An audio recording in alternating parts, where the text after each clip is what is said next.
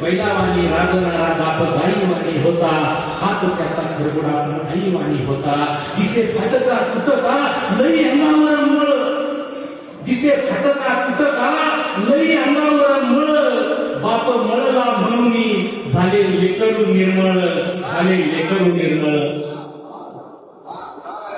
उन्हामध्ये जळून या त्याचे काळे झाले अंग, उन्हामध्ये जळून या त्याचे काळे झाले अंग, त्याच्या काळ्या रंगामध्ये आहे माझा पांडुरंग, आहे माझा पांडुरंग. नाही मरायचं अशी ठरविते माय, हे नाही मरायचं आता अशी ठरविते माय, साऱ्या जुळून जायचा दारी हरविते माय, साऱ्या जुळून जायचा दारी हरविते माय. अन आभाळाचं बळ माय काळजाला देते,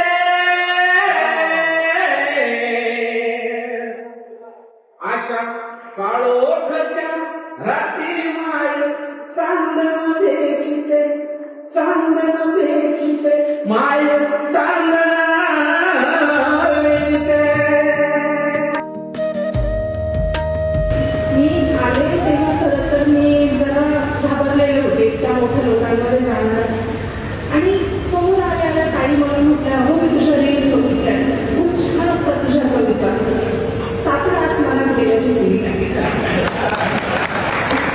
मग 2 ओळी लिहिल्या की इतका रोखून पाहू नको रे मी अशी करणार नाही, इतका रोखून पाहू नको मी अशी करणार नाही, माझ्या डोळ्यात घनदाट जंगल आहे तुला रस्ता काढणार नाही.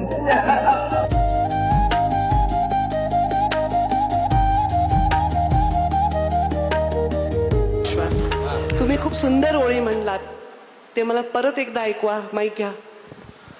आई मुली आणि बापाचं तुम्ही त्या ओळी सांगितल्या, ते परत एकदा सांग. लेक छातीशी बिलगते काय होते, लेक छातीशी बिलगते काय होते, लेक छातीशी बिलगते काय होते, लेक छातीशी बिलगते काय होते, वाघ असतो बाप त्याची गाय होते. जो बाप आपल्या लेकीला छातीशी घेऊ शकतो आणि वाघाची गाय होते, त्या बापाची लेक कधीच वाघिणीशिवाय कमी होत नाही. त्यामुळे सुसंस्कृत कला ही माझ्या राजकारणाच्या पहिल्या पावलाची देखील शपथ आहे.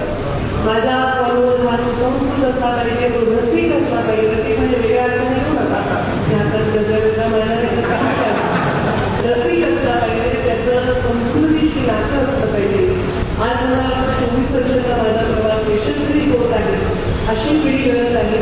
हल्ली वर्षी म्हणजे माझ्या बरोबरचे पोरं माझ्याबरोबरच असावे, ही पिढी त्याच्यावर योगदान देत आहे.